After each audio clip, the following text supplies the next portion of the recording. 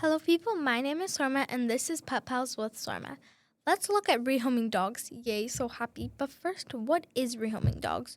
Rehoming dogs is basically giving dogs homes again. Homes again means dogs had a previous home and is looking for a new one. Now let's go on to why. Why stray dogs need homes. These are some of the challenges that they face. 1. Finding food and water. They must search through the garbage for often meals and they can go hungry for days. We don't want that. Clean water can be very hard to find, and no one wants to have a dog dying on the street every day. 2. Staying safe. No protection from bad weather, from rain, cold, heat, summer, winter, autumn, spring, anything. Dangers from cars on the road when they're passing by. Risk of fights with other animals, and they can die during that maybe. Do y'all want that? Nor, we don't. 3. Health problems. No regular vet care. No regular vet care. That can be very bad for their health. Can get sick easily, just like no regular vet care. If they can get sick easily, then that means they'll be sick on the road without any food, and that's very bad. May have fleas and other parasites like fleas. Injuries that don't get treated at all. No one wants injuries that don't get treated. What? Did I just name 3? But there's so much more, I know. How can a home change a dog's life? Well, a lot like physical changes. Regular healthy meals instead of searching for food in the garbage. Clean, fresh water always available. Cozy, warm bed to sleep in. Regular vet checkups to stay healthy. And whenever they want, they can just ask their parents by barking, saying, "Let's go to the vet." Grooming and clean fur and a safe place to live in. Now let's go to emotional changes. They feel loved and secure, and they learn to trust people and become more playful while trusting people. They get less scared and anxious of cars, people, and everything. They have a family to protect and love them all. They develop a daily routine. Like they wake up, they play, they go to the toilet, they take a bath, and then they go to bed. Just like one of those. Same thing as the last one. I know there are more. Questions. Have y'all ever seen a stray dog in your neighborhood? Well, here are some fun ways to help. You can make at-home projects like making DIY dog toys from old t-shirts, or you can buy dog toys for shelter dogs maybe, or try and locate some stray dogs and give them toys maybe. You can create cozy blankets from towels, old blankets. You can make them from old clothes that you don't wear anymore. And for shelter dogs or stray dogs, you can start a piggy bank for dog food donations. Like you can start a piggy bank for puppy food, for adult dog food, anything. You can draw pictures to sell for shelter donations. It's like you put a photo of a dog on the bottom and say, "Adopt this pet." How to spread awareness. You can tell friends about adopting pets whenever you want. You can share shelter dog stories. Like at my school, there is a teacher, Miss K, if you know her. She's trying to look for a home for her dog, Patty.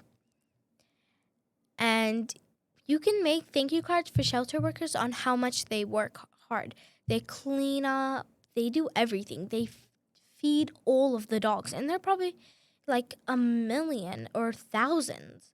You can create artwork about helping animals. Like you can put posters around about a specific animal shelter.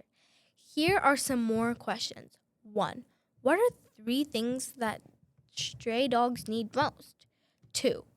Why do shelters need volunteers? 3. How can kids help animal shelters? And 4, the last one. What items do animal shelters usually need most? Now here are the answers. 3 things stray or shelter dog need most. Safe shelter from weather. Regular healthy food and clean water. Medical care and vaccinations.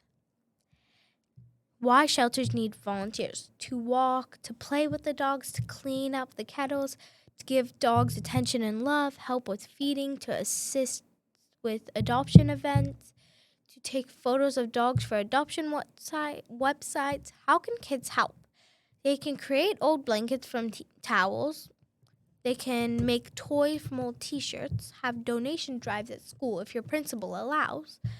You can read to shelter dogs with adult supervision. You can make welcome cards for newly adopted pets. You can help spread awareness or the word about dogs that need homes. Items shelters usually need most. Dog food, clean blankets and towels, cleaning supplies, dog toys, leashes, collars, newspaper for beddings, pet shampoo, food and water bowls. Here are some tips on how you can help. From home, follow shelter social media. You can, with parents, obviously. You can share adoption posts with relatives, friends, cousins, grandmas, grandpas, anything. You can save your allowance if you have one for shelter or donations, or you can put up like those bowls, like dog food bowls, in front of your house, and you can tell neighbors to do the same. Write thank you notes for shelter workers. Make welcome cards for adopted pets. With parents' help. Visit shelter dogs. Set up lemonade stand for donations. Collect old blankets from neighbors. Make treats for shelter dogs. Take photos of shelter pets. Let's recap the main points about helping stray dogs. Health problems. No regular vet care can get sick easily, may have fleas and other parasites. Injuries that don't get treated. Finding food and water. Must search through garbage for meals. Often go hungry for days. Clean water can be hard to find. 2. Staying safe. No protection from bad weather, rain, cold, heat. Dangers from cars on roads. Risk of fights with other animals. Now let's go to credits. But first, before we go to credits, I would like to tell you a story about why we need help.